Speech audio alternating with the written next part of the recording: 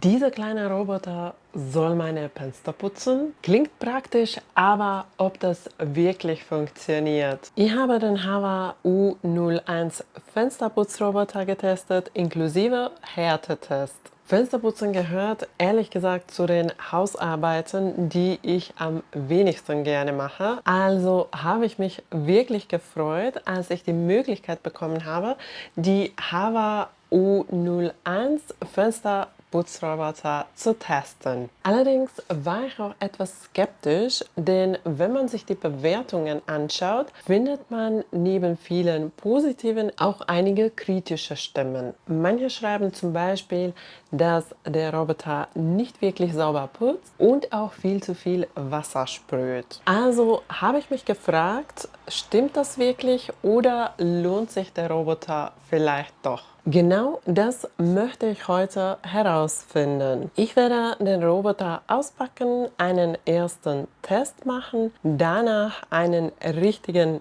Härtetest mit sehr schmutzigen Fenstern durchführen und euch am Ende natürlich auch mein ehrliches Fazit geben. Im Karton befindet sich zuerst natürlich das Benutzerhandbuch. Außerdem sind 6 Reinigungstücher dabei und hier ist der Fensterputzroboter selbst. Ein sehr schönes, schlichtes und modernes Design. Es wirkt kompakt und sehr clean. Jetzt schauen wir uns noch kurz das Zubehör an. Dabei sind der Ladeadapter, ein Verlängerungskabel, ein Sicherheitsseil, das Netzkabel, eine Sprühflasche, die Fernbedienung und 2 extra Sprühdüsen. Damit ist alles dabei, was man für die Reinigung braucht. Bevor der Roboter zum ersten Mal benutzt werden kann, muss er erst vorbereitet werden. Zuerst befestige ich das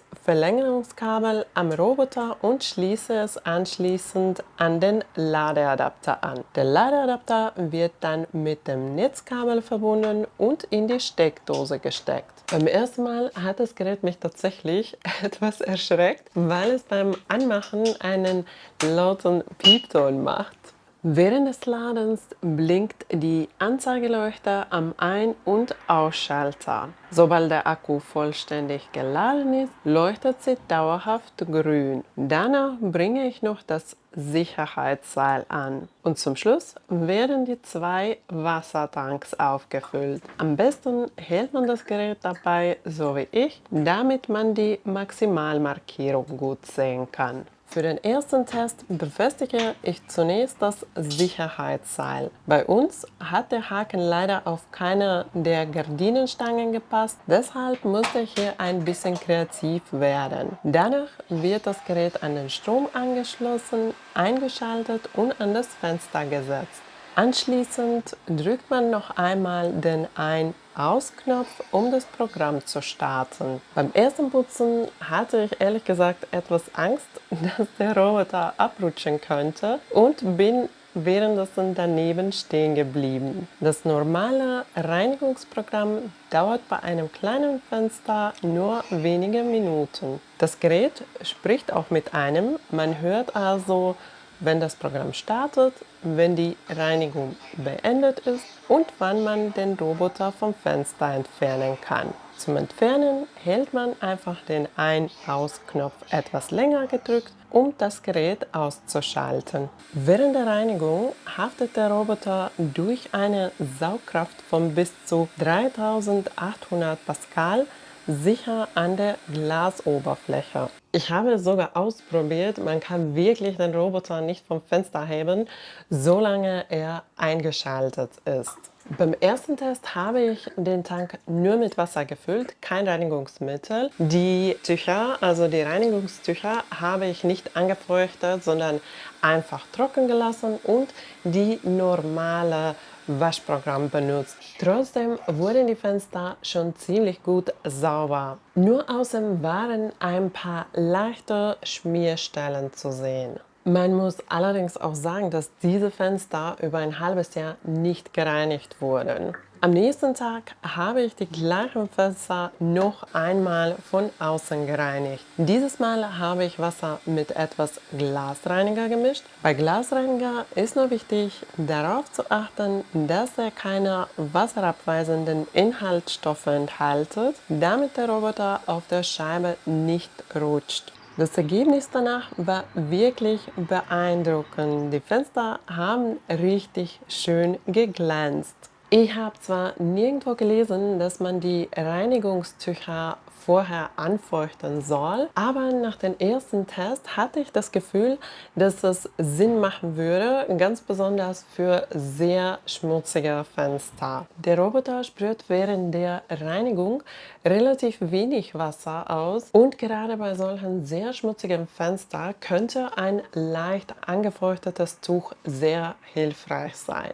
Auf der anderen Seite unserer Wohnung haben wir viele Bäume und da trifft auch der Regen etwas stärker auf dem Fenster. Deshalb sind auch die Fenster auf dieser Seite deutlich schmutziger, also perfekt für einen richtigen Härtetest.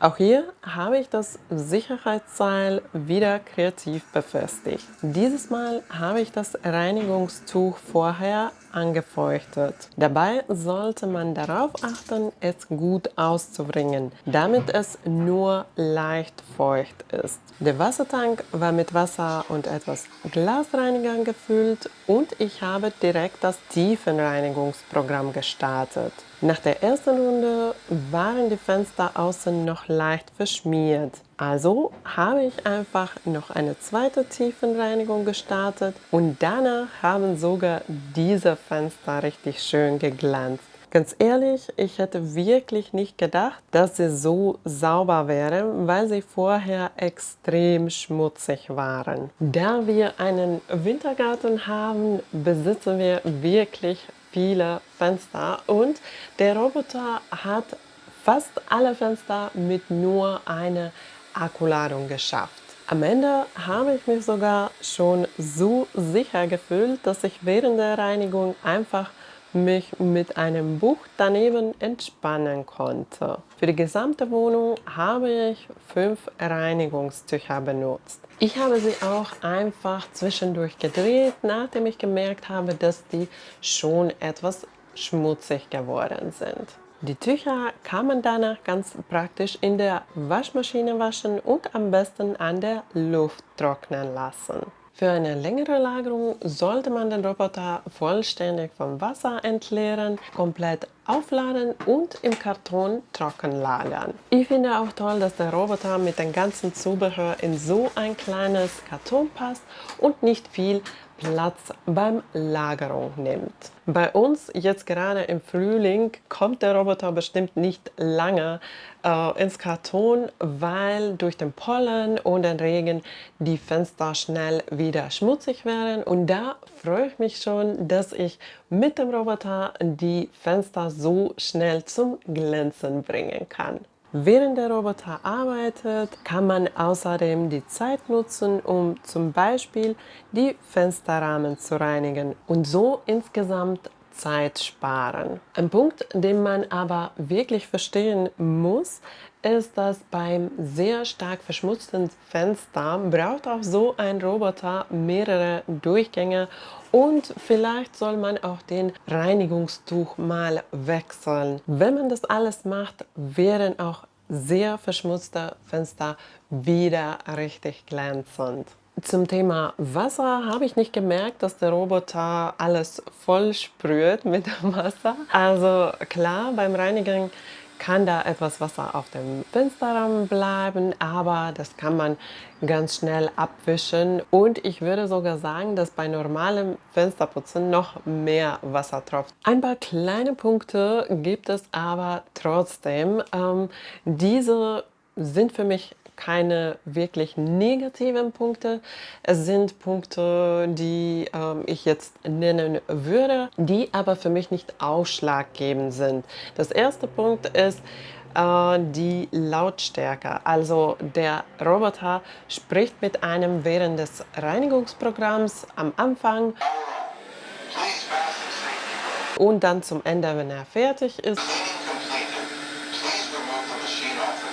Und diese Sprache ist ziemlich laut, aber es ist nur kurz und vielleicht kann man das auch ändern. Das habe ich noch nicht nachgeschaut, aber ansonsten während der Reinigung ist die Lautstärke ungefähr so wie beim Staubsauger. Das zweite Punkt für mich war die Sicherheitsseil. Also am Anfang habe ich mir gedacht, dass das ein Muss ist, weil sonst, wenn was passiert, tatsächlich könnte ich den Sicherheitsseil auf keinen unseren Gardinenstangen befestigen und wir haben keine Haken irgendwo in der Nähe, also hätte ich auch keine andere Möglichkeit, um diesen Seil zu befestigen. Also ich habe einfach kreativ dann befestigt. Ich weiß nicht, ob es funktioniert hätte, wenn ja was passiert wäre. Aber auf einigen Fenstern, wie zum Beispiel hier in dem Wintergarten, hatte ich keine Möglichkeit, um den Seil zu befestigen. Also habe ich einfach ohne Seil gemacht und ich muss sagen, ist nichts passiert. Der Roboter bleibt wirklich stark an dem Fenster haften, wenn er reinigt und wenn man irgendwo in der Nähe ist, so dass man den Roboter hört, dann hört man auch, wenn der Akku leer wird. Wenn der Akku leer wird, kommt eine Ansage, also der Roboter sagt, dass der Akku wird leer und danach bleibt er noch 30 Minuten an dem Fenster haften durch eine Notstromversorgung. Also ich finde, es ist gut, dass man den Sicherheitsseil hat, aber für mich scheint es an nicht wirklich notwendig, den zu verwenden. Bei manchen Fenstern, also bei den ganz schmutzigen Fenstern, habe ich gemerkt, dass auch nach 2 Reinigungsgängen wurden ganz oben immer noch so leichte Schmierstellen. Da habe ich einfach mit einem trockenen Tuch nachgewischt und damit war das auch schon erledigt. Was mir ganz besonders an dem Hava U01 Fensterputzroboter gefallen hat, ist die mitgelieferte Tücher. Also mit der Fensterputzroboter wären 6 solche Reinigungstücher mitgeliefert und ich habe alle Fenster in dem Haus geschafft, mit diesen 6 Reinigungstücher zu putzen und man kann sie auch beim Reinigen einmal wenden. Also die sind zweiseitig, was ich auch richtig toll finde und diese kann man dann auch ganz einfach in der Waschmaschine reinigen und wiederverwenden. Was auch toll ist, ist die Akkulaufzeit. Also ich habe euch gesagt, dass mit einer Aufladung habe ich fast alle Fenster in dem Haus geschafft und wir haben wirklich viele Fenster. Also das ist für mich auch natürlich ein großer Vorteil. Die Reinigungsprogramme sind kurz und effektiv und wenn du merkst, dass du irgendwo noch mehr Wasser brauchst oder du das Programm nochmal von vorne starten möchtest oder auch mal weniger Wasser brauchst, dann kannst du das Ganze mit der Fernbedienung ganz einfach steuern. Es gibt auch eine App. Die App habe ich nicht benutzt, weil ich den Fernbedienung richtig praktisch fand. Was ich auch toll fand, sind die langen Kabeln. Also wir haben keine eigene Steckdose hier bei uns auf dem Wintergarten und die Kabeln haben auch gereicht, um diesen Fenster ganz am Ende der Wintergarten zu reinigen. Was ich auch toll fand und das finde ich immer toll beim neuen Geräten, ist der schöne, moderne, schlichte Design. Der Roboter ist auch sehr leicht und kompakt. Also mit dem ganzen Zubehör passt der Roboter in so einem kleinen Kartonbox und das ist für mich auch ein wichtiger Punkt, weil der Roboter dann nicht sehr viel Platz beim Lagerung in Anspruch nimmt.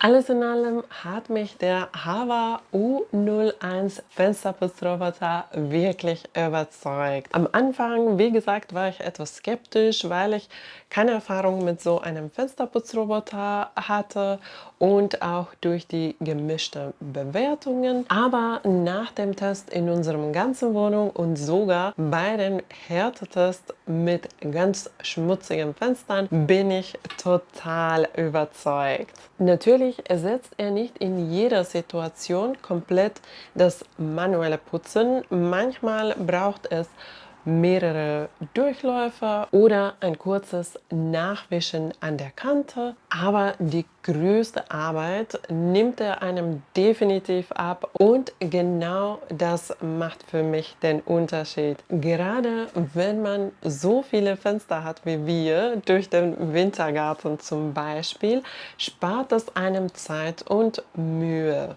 Wenn ihr euch den Hava U01 Fensterputzroboter genauer anschauen möchtet, dann habe ich für euch alle Details unten in der Videobeschreibung verlinkt. Und jetzt würde es mich sehr interessieren, habt ihr schon Erfahrung mit solchen Fensterputzroboter oder würdest du auch so ein Gerät gerne testen? Wenn dir das Video gefallen hat, vergiss nicht den Daumen nach oben zu geben und abonniere meinen Kanal für mehr solcher Testvideos und leckere Rezepte. Danke, dass du dabei warst. Tschüss und bis zum nächsten Mal.